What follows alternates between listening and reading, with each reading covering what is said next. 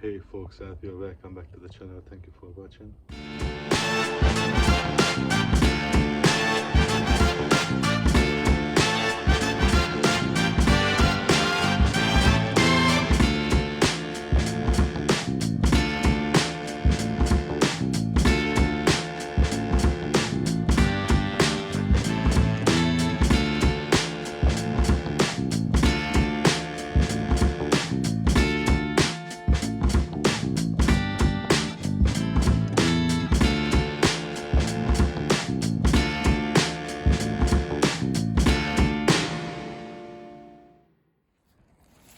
In this episode, I'm going to continue the troubleshooting at my Suzuki Gsx600f second generation from 2006.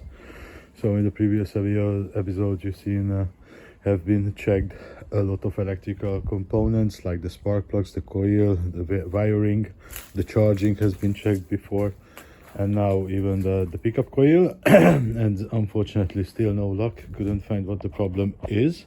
Even did try to run with a different tank, maybe thought it was problem with the fuel tank petcock or something, but it seems not.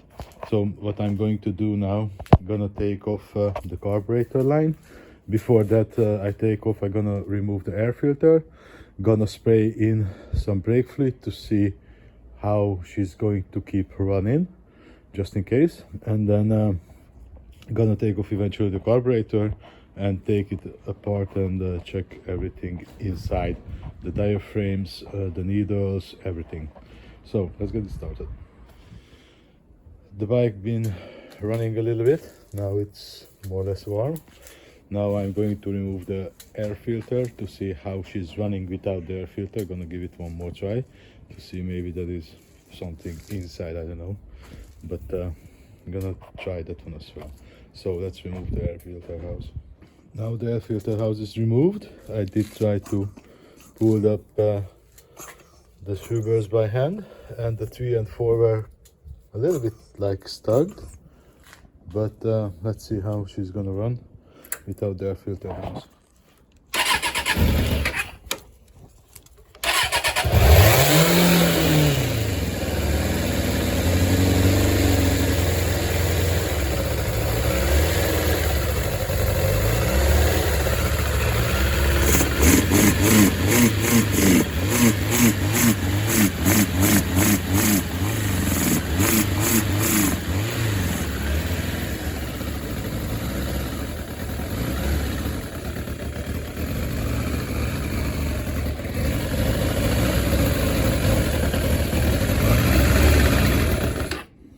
Still no idle without the choke, and even for gas did not really want to rev up. So yeah, it could be some problem, and as you can see here, runs out a lot of oil actually, or maybe just the fuel additional, could be. But yeah, now I'm gonna remove it, take it apart, check the fuel hose, everything. Maybe the problem is in this one. Maybe it's worth a try to remove only the old filter to see if the fuel running through properly or not.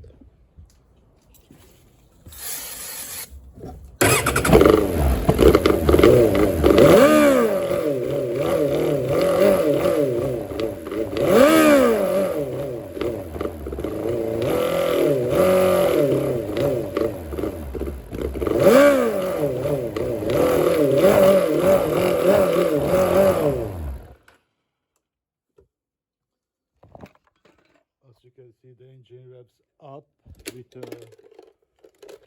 the brake cleaner, which means there is some problem now. 100% into the carburetors, because now without the carbs, with fuel and more air, it runs up, even revs up like 10,000, 11,000.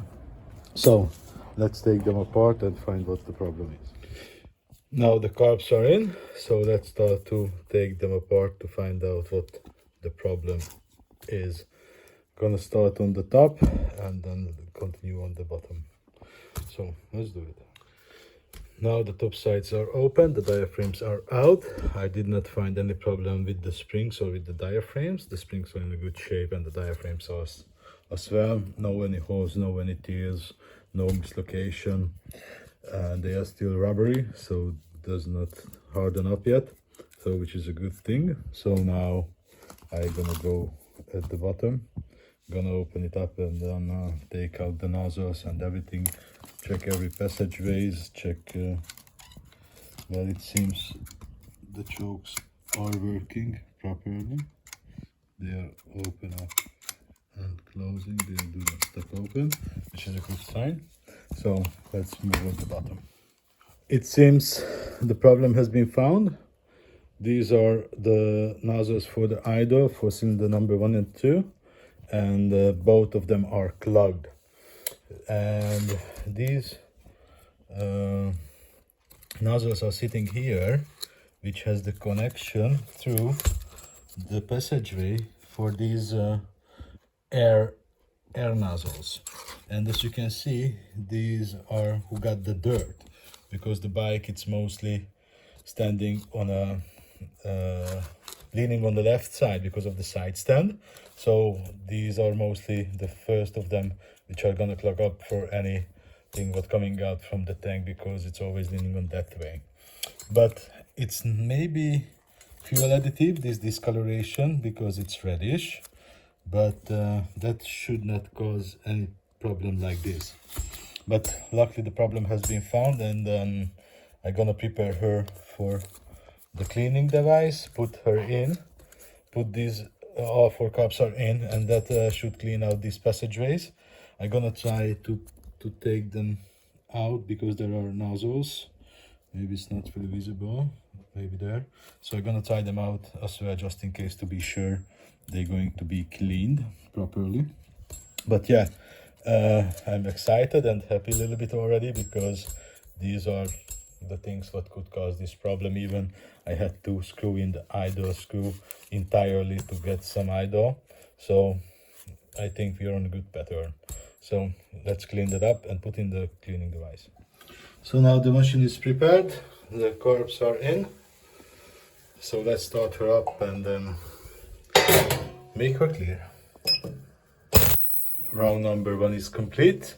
As you can see, the water got really dirty. So this could be because of the outer dirt. I did not pre-clean the carbs. But now I'm gonna change this dirty water and gonna replace it with a new fresh one and do round number 2. Now round number 2 is complete. Even I did put in a clean water and new solution, you still get some discoloration, so that means it had a lot of dirt for sure. So now let's take out everything. I'm gonna blow them to compressor to get out all the water from the passageways, and hopefully everything will be well. So let's get it done. Now everything nice and shiny and clean, ready to go back together. So this is the next step. I'm gonna assemble them and put back at the bike to see how she's gonna act. I have good hopes, because I did check all the nozzles which has been clogged. They are nice and clean, can blow through them, so they should run perfectly from this time. Let's get together. The top end is complete already, and even cylinder number 3 and 4 are moving much easily and smoothly than they did before. So it's definitely a huge gain. So probably it's gonna work way better than it did before. So now let's move at the bottom. Now the bottom is shaping up as well. The main jets are different, so I have to keep attention. The 2 middle ones are 112.5 and the 2 sides are 115. So that's really need to take attention when you put them back, if you mix them up. And the rest are different sizes, so that's good to go. At this point, all the air fuel mixtures are set 0. So I'm gonna check the data just in case, but I'm gonna put them on 2.5. And of course, when I'm gonna put back the TPS sensor, I have to readjust it again on the right measurements. And what I found, that the float needle houses fall back quite easily, so maybe the O-rings aren't that good shape anymore, and even the cup gaskets seems a little bit old as well, so there may gonna cause some problem later. But now I'm really curious, did I find the problem and solved it with this cleaning? I hope I did. So I'm gonna put it together like this, just gonna put back at the bike and start it up to see how she's running, and if I'm gonna have any problem with any fuel leakage, then of course I'm gonna order a new set of gaskets and O-rings. So let's complete the rest and put the carburetor back at the bike. Now everything complete and set, so she's good to go back.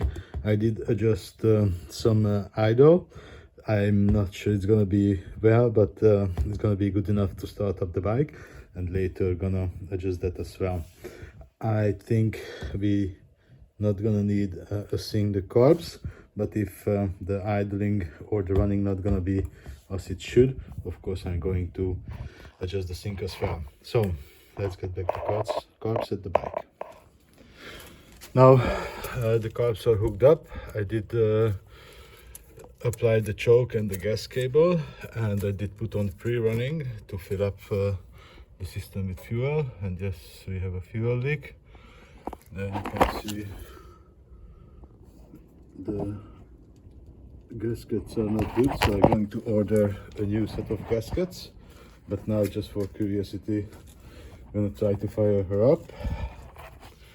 Let's see what's gonna be.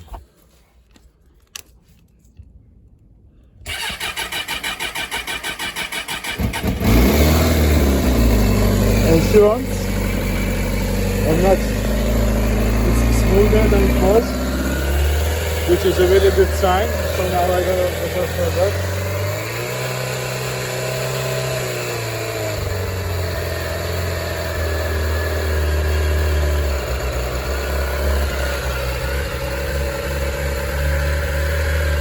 I call it success. She's idling now much smoother,